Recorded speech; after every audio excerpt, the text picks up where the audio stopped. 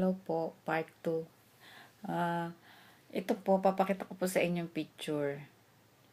Ah, ito, pinakita sa akin ni Lord, ang mahal, Virgin Mary. Ang mahal,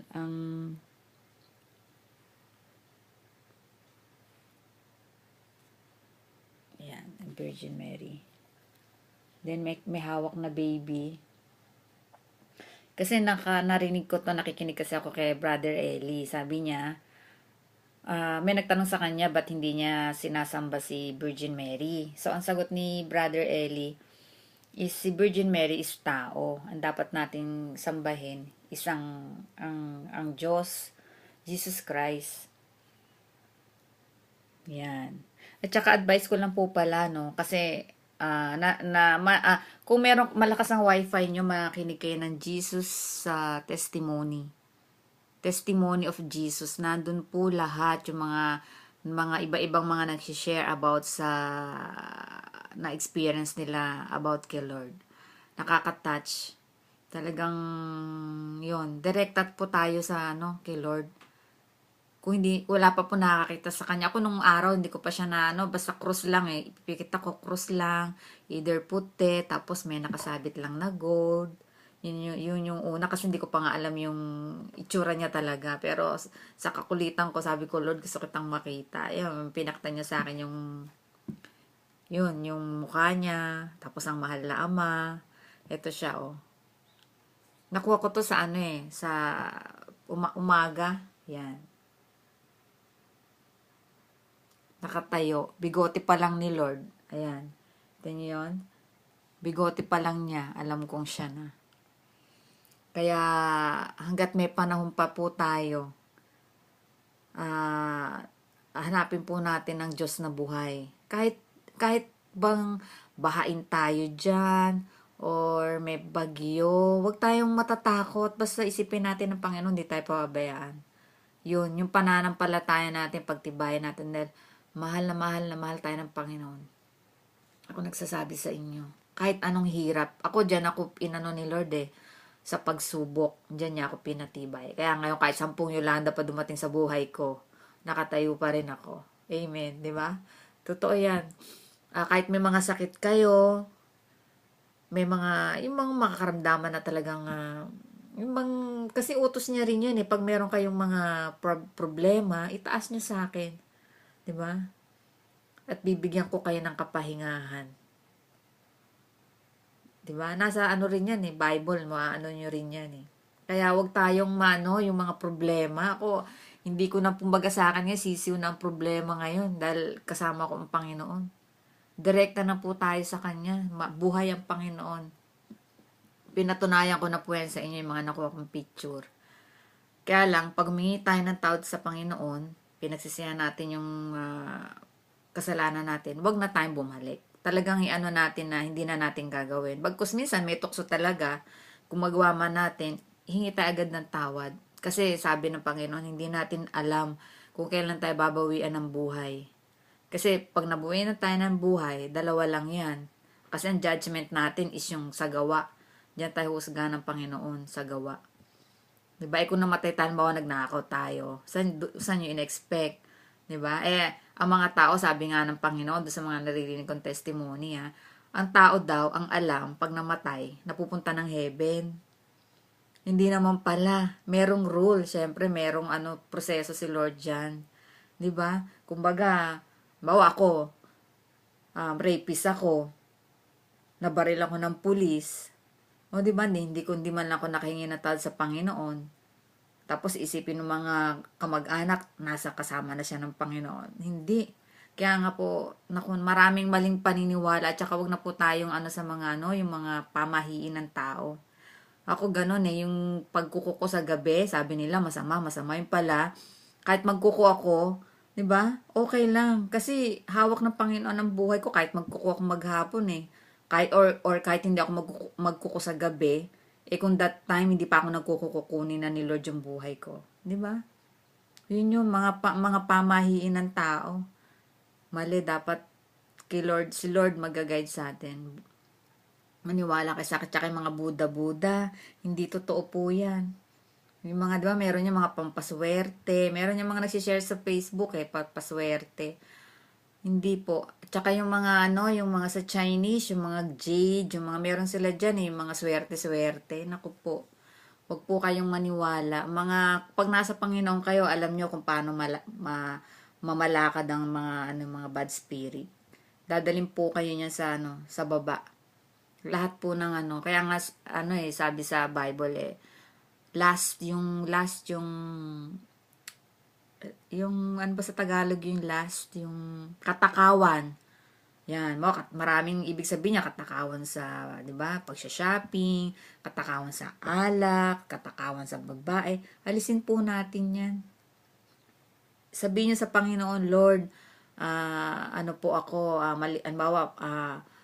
naninigarilyo po ako, hindi ko po maalis, tanggalin niyo po sa akin to. In Jesus' name, promise, tatanggalin sa inyo ni Lord.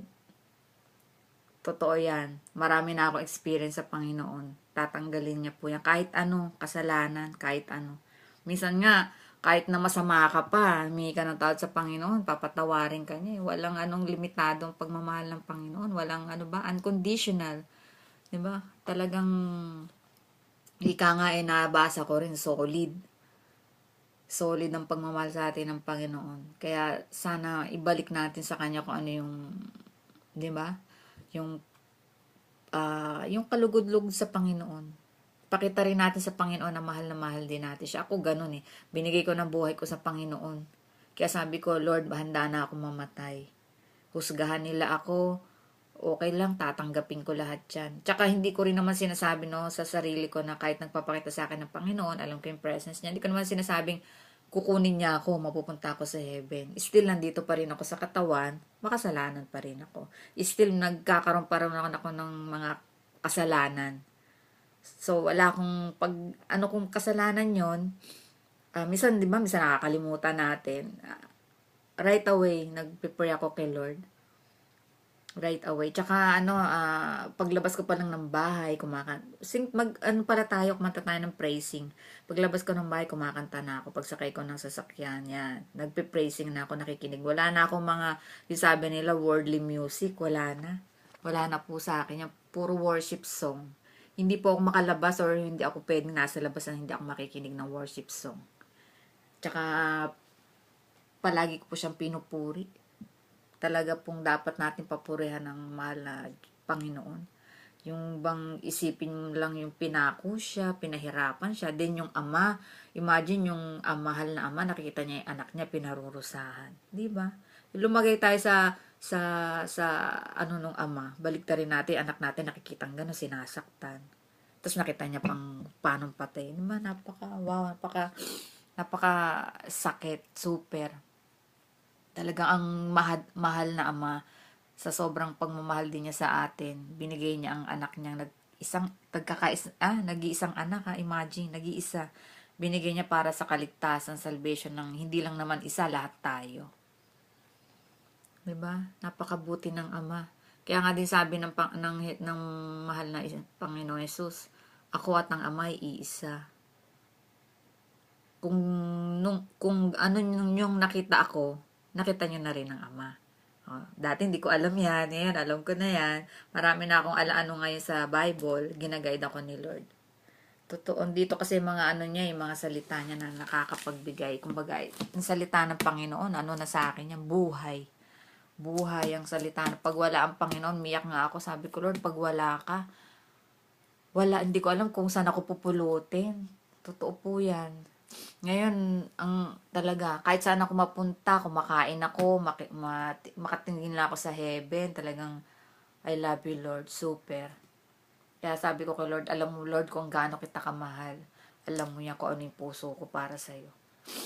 Kaya nga mawala na lahat sa akin, wag lang ang Lord. Wag lang yung, at least pumatay man ako yung salita niya, dala-dala ko pa rin. Diba? Basta ganun, still kapit tayo kahit na ano pong problema. Minsan nga po, may namatay sa atin. Okay, nire-ready ko na yung sarili ko sa lahat Alam kong, bumagyo, may namatay sa pamilya natin, at masakit, pero sabihin natin sa Panginoon na Humingi tayo sa Panginoon ng tatagan ni Lord yung pagsubok kasi yan yung mga nararanasan natin ngayon. Mga pagsubok po yan. Diyan po ako pinatibay. Noon nga po nung wala pa ako kay Lord. I mean, naki Lord na ako. Pero hindi pa ganun hindi ba ganun katibay. Bang naisipan ko noon pong tumalon sa tumalon sa parang ilog. Siyempre, marami tayong problema sa buhay. Yun nga po yung pagsubok. Doon ko rin po pala na-realize na pagsubok pala yun. Gusto kong tumalon, gusto kong magpakamatay. Ganun pala ako ang tao pag nadidepress. Pumapasok ang diablo, kung ano-ano nang naiisip. Sabi ko nga, kung wala talaga akong matibay din ng pagkapit ko sa Panginoon, sigurado po ako nasa impyerno ako. Ako na po nasasabi sa sarili ko. Talagang nang natagpuan ko ang Panginoon, talagang pag nagpe-praying ako, talagang naiyak ako kasi kung hindi niya ako niligtas, wow, siguro wala rin akong pahinga. Kasi 'di ba sa impyerno walang pahinga. Ano diyan torture ang tao. Kasi dalawa lang ang pupuntahan natin, heaven and hell. Di po ba? Kung di po ako mapunta sa heaven, doon po ako pupulot, doon po ako sa hell. Di ba po? Pero sa pagmamahal sa akin ng Panginoon, hindi lang sa akin, sa atin. Kaya nga po, 'di ba nung araw pinako siya dahil po doon yung kaligtasan natin sa impyerno. Kasi marami po tayong maling pag-iisip maling bang misa gawa na ng tao, mga pamahiin na hindi naman galing sa Diyos. 'Di ba po? Kaya yun po mag-ano po tayo ngayon, yung panahon natin ngayon, last generation na tayo. Last day, kumbaga nga sa malapit nang dumating ang Panginoon. Hindi na malapit kasi once na siya nagpakita sa akin, andyan na si Lord. Pero binibigyan sa sobrang pagmamahal sa atin ng Panginoon. Binibigyan niya pa tayo ng time. Konti na lang time na hanapin natin siya. Direkta na po tayo doon. Kung gusto nyong mapatunayan na, di ba po, kung sa akin lang nagsishare ako, sabihin nyo kay Lord na, ba't po siya, gusto, nakita ka po niya, paano po ba Lord, kausapin nyo po siya. Kasi tao po siya, di ba, naging tao. Ganun ko po rin siya kausapin. Minsan nga po, nangangatwiran pa ako kay Lord na halimbawa sa may kaaway, na inis po ako, Lord, kasi siya naman po, yung mga ganun, matipong bata, ganun, miyak ako sa kanya. Basta ako sa akin, sa sarili ko, hindi sa akin manggagaling yung problema, I mean, yung pakikipag-away, no, hindi sa akin manggagaling, galit, inis, hindi. Siguro ako pa, mamainis ako sa kapwa ko, ganun. Syempre, masama din, di ba? Pareho kaming mananagot, di ba? Kumbaga, nagalit ako dahil sa kanya, ako naman nagalit din. So, pareho rin yun, di ba? Parehong masama. Diba po? Yun nga po yun yung bang, basta ganun, baka gawa tayo ng kasalanan, hingi tayo agad ng tawad sa Panginoon. Napakabuti ng Panginoon, kahit anong pagkakasala, napapatawad po tayo sa sobrang love tayo ni Lord. Sana po, i-share natin ang mabuting balita. Read the Bible and seek the Holy Spirit. And, yun, si Lord. Napakabait. Ang gwapo ni Lord. Meron siya mga pictures lang. Sana nga, may mag-interview sa akin. Kasi yung mga napapanood ko sa Testimony of Jesus, walang Pilipina, meron isa. Isa lang. Yung mga nagte-testimony, meron din dyan Jesus, Hell and Heaven. Lahat mapapanood nyo po. Andyan. Kumbaga si Lord ngayon, nire-rebuild niya na yung sarili niya, nagpakilala na siya, papakita na siya na sa tao, sinabi niya na kung anong meron sa heaven. Ganon tayo kalab ni Lord. Imagine. Kaya nga, last day na, mag-ano na po tayo, kumbaga, hanapin na po natin yung makipot na daan, papuntang heaven. Po. Yun po, baka mahaba na to. Post ko muna. God bless you all.